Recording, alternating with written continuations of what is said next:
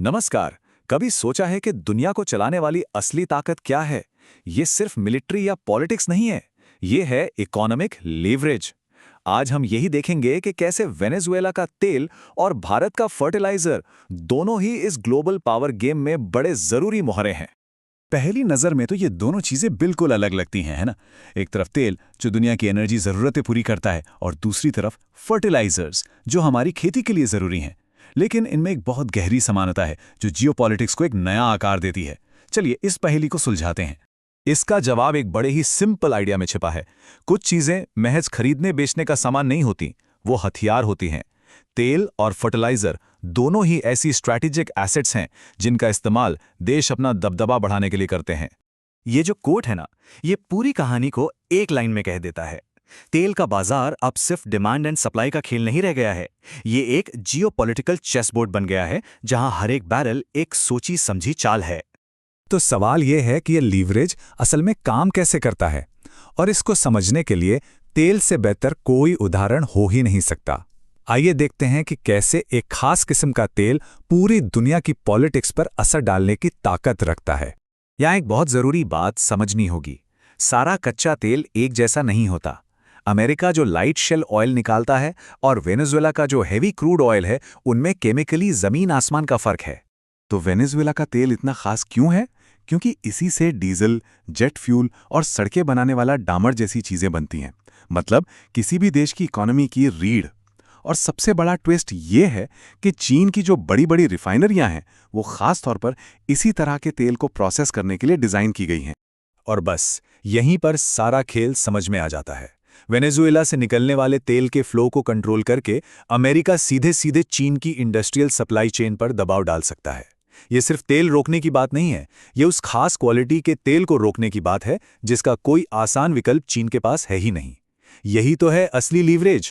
तो ये तो हुई ग्लोबल लेवल की बात, लेकिन इकोनॉमिक ताकत सिर्फ दूसरे देशों पर कंट्रोल से नहीं आती, ये देश के अंदर अपनी ताकत को मजबूत करने से भी बनती है।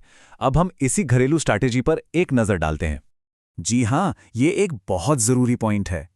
इकोनॉमिक लीवरेज का खेल सिर्फ देशों के बीच नहीं खेला जाता, इसे देश के अंदर भी बनाया जाता है और इस्तेमाल किया जाता है।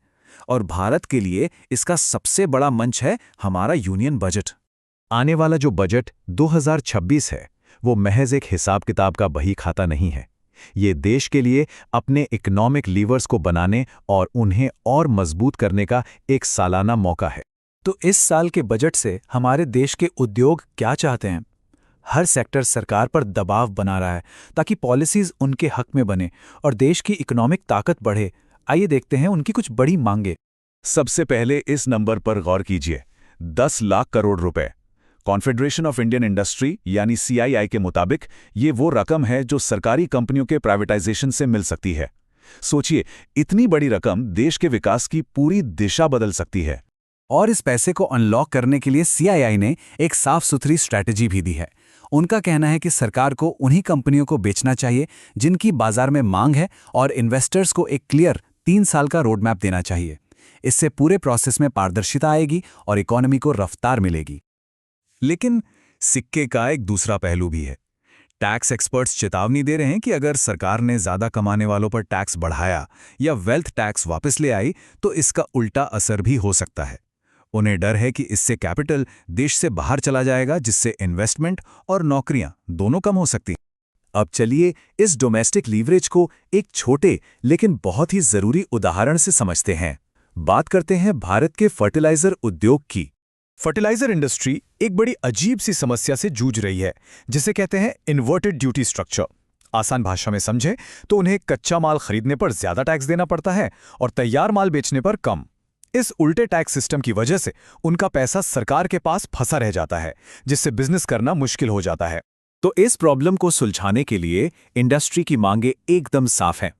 वो चाहते हैं कि सभी फर्टिलाइजर्स पर एक जैसा 5% GST लगे और उनका जो पैसा फंसा है वो टाइम पर वापस मिले। साथ ही वन नेशन वन लाइसेंस जैसी कोई व्यवस्था हो ताकि पूरे देश में व्यापार करना आसान हो जाए और खर्च कम हो। तो अब इस पूरी चर्चा को एक साथ जोड़कर देखते हैं। देखिए, इकोनॉमिक लीवरेज के 2 पहलू हैं। एक है ग्लोबल लीवरेज, जैसा हमने वेनेजुएला के तेल के केस में देखा। यहाँ एक स्ट्रैटेजिक रिसोर्स पर कंट्रोल करके जियोपॉलिटिकल ताकत हासिल की जाती है। और दूसरा है डोमेस्टिक लीवरेज, जैसा फर्टिलाइजर वाले उदाहरण में है। यहाँ देश के अंदर की आर्थिक रुकावटों को हटाकर एफिशिएंसी और कैपिटल को बढ़ाया जाता है। ये सब हमें एक आखिरी और बड़े सवाल पर लाकर खड़ा कर देता है। तेल और फर्टिलाइजर तो आज के उदाहरण हैं। इस कॉम्प्लेक्स दुनिया में आने वाले कल में इकोनॉमिक पावर का अगला छिपा हुआ लीवर क्या होगा? क्या वो डेटा होगा, टेक्नोलॉजी या फिर पानी? सोचने वाली बात है।